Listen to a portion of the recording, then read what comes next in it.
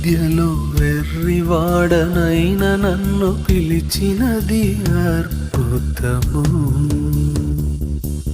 జ్ఞానుల మధ్యలో వెర్రివాడనైన నన్ను పిలిచినది అద్భుతము.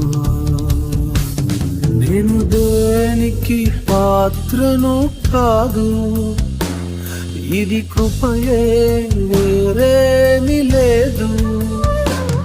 నేను దేనికి పాత్రను కాదు, ఇది కృపయే వేరేమి